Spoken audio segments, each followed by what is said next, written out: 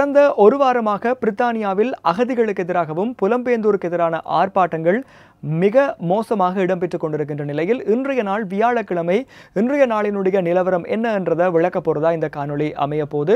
குறிப்பாக இன்றைய நாளை பொறுத்த வரைக்கும் இன்றைய நாளிலும் பல இடங்களில் ஆர்ப்பாட்டங்கள் எதிர்ப்பு ஆர்ப்பாட்டங்கள் இடம்பெற்றிருக்கிறது. பலருக்கு மிக மோசமான சிறை தண்டனைகள் வழங்கப்பட்டிருக்கு. குறிப்பாக சில இடங்களில் இருக்கிற யூனிவர்சிட்டிகளை நாளைய தினம் வெள்ளிக்கிழமை மூடுறதுக்கான அறிவிப்புகளும் வந்திருக்கிறது என்ற விஷயங்களை இந்த வீடியோவில் நாங்கள் பார்க்க போகிறோம். வணக்கம், நான் கிரிதரன். என்னுடைய சேனலுக்கு நீங்கள் புதுசாக இருந்தீங்க அப்படின்னு சொன்னா சேனலை சப்ஸ்கிரைப் பண்ணிட்டு தொடர்ந்து பாருங்க. என்னுடைய அடுத்தடுத்த அப்டேட்டுகள் உங்களுக்காக வந்து சேரும். கடந்த 29ஆம் தேதி சவுத் போர்ட் என்ற இடத்துல இடம்பெற்ற கத்திக்குத்து தாக்குதலில் 3 சிறுமிகள் பலியானதை தொடர்ந்து ஆரம்பித்த கலவரங்கள் பின்னணியில் நேற்று இரவு புதன்கிழமை 100 இடங்களில் மிக மோசமான நிலைமை இடம்பெறலாம் என்று போலீசார் எதிர்பார்த்திருந்தாலும் 6000க்கும் மேற்பட்ட போலீசார் கடமையில் இருந்ததால் நாங்கள் அந்த ஆர்ப்பாட்டங்கள் நள்ளிரவில் இடம்பெற இருந்த மோசமான கலவரங்களை வந்து முடிந்த அளவுக்கு தவிர்த்து விட்டோம் என்ற தொடர்பிலான அறிக்கையை வந்து போலீசார் வெளியிட்டு வைத்திருக்கிறாங்க. குறிப்பா இன்றைய தினம் வியாழக்கிழமை பிரித்தானியாவினுடைய பிரதமர் கியர் ஸ்டார்மர் வெஸ்ட் மிட்லாண்டில் இருக்கிற பள்ளிவாசலுக்கு சென்றதோடு மட்டும் இல்லாமல் அங்கே பத்திரிகையாளரை பார்த்து பேசினதில் நாங்கள் ஆர்ப்பாட்டக்காரர்களுக்கு எதிராக மிக மோசமான தண்டனைகளை வழங்குவோம் என்ற விஷயத்தையும் பதிவு செய்திருக்கிறார். பிரித்தானியாவில் அவசர கால நிலைமைகளில் மட்டும்தான் இந்த கோப்ரா மீட்டிங்ன்றது நடக்கும். கடந்த வாரத்தில் மட்டும் 2 மீட்டிங் நடந்திருந்த அதே வேளை பார்த்தீங்க அப்படின்னு சொல்லி சொன்னால் அடுத்த 3வது கோப்ரா மீட்டிங் இன்றைய தினம் மாலை பகுதியில் இடம்பெற்றிருக்கு. இந்த மீட்டிங்கில் பிரித்தானியாவினுடைய போலீஸ் உயர் அதிகாரிகளுக்கும் அதே போல பிரித்தானிய பிரதமருக்கும் இடையில் இந்த கூட்டம் நடந்தது மட்டும் இல்லாமல் இந்த கூட்டத்தின் மூலமாக சட்ட ஒழுங்கை நிலைநாட்டுவதற்கு என்னென்ன நடவடிக்கைகள் எடுக்க முடியுமோ அந்த நடவடிக்கைகளை விரைவாக எடுக்குமாறு பிரதமர் போலீஸ் அதிகாரிகளுக்கு உத்தரவிட்டிருக்கிறதாகவும் செய்திகள் வெளியாகி இருக்கு. கைதுகளுடைய எண்ணிக்கையை பொறுத்த வரைக்கும் நேற்றைய நாளில் புதன்கிழமை 420 பேர் கைது செய்யப்பட்டிருந்தார்கள். இன்றைய நாள் வியாழக்கிழமை இந்த கைதுகளினுடைய எண்ணிக்கை 500ஆக அதிகரித்திருக்கிறது.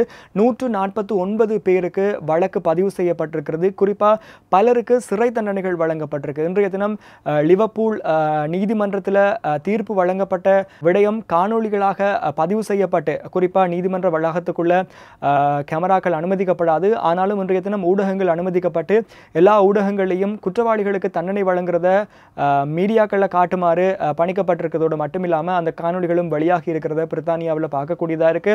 மர்சிசைட் என்ற இடத்துல ஆர்ப்பாட்டத்தில் ஈடுபட்ட 2 வருடங்களும் 8 மாதங்களும் சிறை தண்டனை வழங்கப்பட்டிருக்கு. அதேவேளை பிளைமவுத் சிட்டி சென்டரில் இடம்பெற்ற கலவரத்தோடு தொடர்புடைய 3 29 வயது 51 வயது 45 வயது என்ற 3 வந்து பார்த்தீங்க அப்படின்னு சொல்லி சொன்னா 2 வருடங்களும் 2 மாதங்களும் சிறை தண்டனை வழங்கப்பட்டிருக்கு. அதேவேளை காட்லிபூல் என்ற இடத்துல பதிவான வன்முறை சம்பவங்களோடு தொடர்புடையவர்களும் பலர் கைது செய்யப்பட்டிருப்பதாகவும் போலீசார் தகவல்களை வெளியிட்டு வைத்திருக்கிறாங்க. போலீசார் வெளியிட்ட செய்தியாக பிபிசி வெளியிட்டு வைத்திருக்கிற செய்தியின் அடிப்படையில் EDL என்று சொல்லப்படுகின்ற இங்கிலீஷ் டிஃபென்ஸ் லீக் தான் இந்த ஆர்ப்பாட்டங்களை ஒன்றிணைக்கிறதாகவும் அவர்கள் வலதுசாரிகள் என்று தங்களை அடையாளப்படுத்திக் கொண்டிருப்பதாகவும் செய்திகள் வெளியாகி இருந்தது. இவ்வளவு நாளும் ஆர்ப்பாட்டக்காரர்கள் அகதிகளுக்கு எதிராகவும் புலம்பெயர்ந்தோர்களுக்கு எதிராகவும் இனவாத கருத்துக்களை வெளியிட்டு ஆர்ப்பாட்டங்கள் செய்த நிலையில் நேற்றைய நாளில் பார்த்தீங்க அப்படின்னு சொல்லி சொன்னால் வடக்கு லண்டன், பிரிஸ்டல், நியூகாசல் இதே போல இன்னும் பல இடங்களில் ஆர்ப்பாட்டக்காரர்களை எதிர்த்து அகதிகளையும் அதே போல புலம்பெயர்ந்தோருக்கு ஆதரவு தெரிவித்து அகதிகள் வெல்கம், அதே போல பிரித்தானியா ஒரு இனவாத நாடு இல்லை என்று சொல்லி ஆர்ப்பாட்டக்காரர்கள் கலவரக்காரர்கள் எங்கு எல்லாம் ஆர்ப்பாட்டங்களை செய்ய இருந்தார்களோ அவர்களுக்கு எதிரான ஆர்ப்பாட்டங்கள் நேற்றைய தினம் இடம்பெற்றதையும் காணக்கூடியதாக இருந்தது. முள்ளால தான் எடுக்கலாம் என்று சொல்லி சொல்லுவாங்க. அதை இப்போ பிரித்தானியாவில் அகதிகளுக்கு ஆதரவு தெரிவித்து மறுமுனையில் ஆர்ப்பாட்டங்கள் இடம்பெற்றுக் கொண்டிருக்கிறது. இன்றைய தினம் வியாழக்கிழமை பான்ஸ்லி பகுதியில் 2 ஆர்ப்பாட்டங்கள் வீதிக்கு 2 பக்கத்திலையும் இடம்பெற்றிருக்கு. ஒரு பக்கம் அகதிகளை எதிர்த்தும் அகதிகள் வர வேண்டாம் என்று சொல்லியும், இன்னொரு புறம் அகதிகள் வெல்கம், அகதிகளுக்கு ஆதரவு தெரிவித்தும் ஆர்ப்பாட்டம் நடந்திருக்கு. ஆனால் அங்கே எந்த விதமான அசம்பாவிதங்களும் பதிவு செய்யப்படவில்லை. போலீசார் பலத்த பாதுகாப்பை அந்த இடத்துல வழங்கி இருக்கிறதையும் இன்றைய செய்திகளில் காணக்கூடியதாக இருக்கு.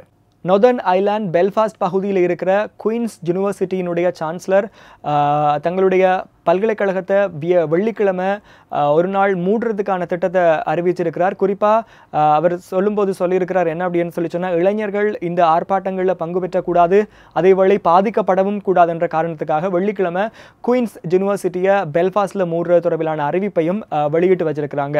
இதேவேளை இந்த நிலைமை நேற்றைய தினம் இரவு கட்டுக்குள்ள கொண்டு வரப்பட்டிருந்தாலும் சனிக்கிழமை ஞாயிற்றுக்கிழமை வார இறுதிகளில் இது கொஞ்சம் வலுவடையலாம், மோசமடையலாம் என்று சொல்லி எதிர்பார்க்கப்பட்டது. காரணம், இந்த வலதுசாரிகள் இன்னும் பல இடங்களில் வார இறுதி நாட்களில் ஆர்ப்பாட்டங்கள் நடத்துறதுக்கு திட்டங்களை வைத்திருக்கிறாங்க. குறிப்பாக பார்த்தீங்க அப்படின்னு சொல்லி சொன்னால், நியூகாசில், லிவர்பூல், ஸ்டால்ஃபோர்ட், பர்மிங்கம், டோவர், போன்மவுத், அதே மாதிரி கிளாஸ்கோ போன்ற இடங்களில் பெருமளவிலான வலதுசாரிகள் அகதிகளுக்கு எதிரான ஆர்ப்பாட்டங்களை நடத்துறதுக்கு திட்டமிட்டிருக்காங்க.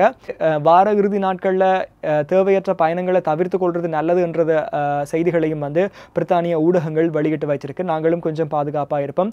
குறிப்பாக பார்த்தீங்க அப்படின்னு சொல்லி சொன்னால், இந்த ஆர்ப்பாட்டத்தை, இந்த கலவரமான சூழ்நிலையை பிரித்தானியாவில் இருக்கிற சாஃப்ட்லிஃப்டர்ஸ் அல்லது ஹோம்லெஸ் பீப்புள் இன்னும் தங்களுக்கு சாதகமாக பயன்படுத்தி கொள்கிறாங்க. புதிய ஒரு அரசாங்கம் அமைந்திருக்கு.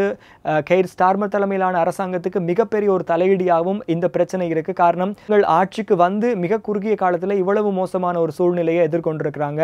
2011ஆம் ஆண்டுக்கு பிறகு 13 ஆண்டுகளுக்கு பிறகு பிரித்தானியாவில் பதிவாகி இருக்கிற மிக மோசமான ஒரு கலவரம் என்ற செய்திகளையும் நாங்கள் காணக்கூடியதாக இருக்கு. இன்னும் மிக முக்கியமாக டாட்ஃபோர்ட் கவுன்சிலர் ரிக்கி ஜோன்ஸ் லேபர் கட்சியினால் பணியிடை நீக்கம் செய்யப்பட்டிருக்கார். இவர் சவுத்தம்ஸ்டோ பகுதியில் இடம்பெற்ற ஆர்ப்பாட்டத்தில் ஆதரவு தெரிவித்து கருத்துக்களை வெளியிட்டிருக்கிறதாக குற்றம் சுமத்தி அது தொடர்பிலான காணொலிகள் சமூக வலைத்தளங்களில் பரப்பப்பட்டிருக்கு.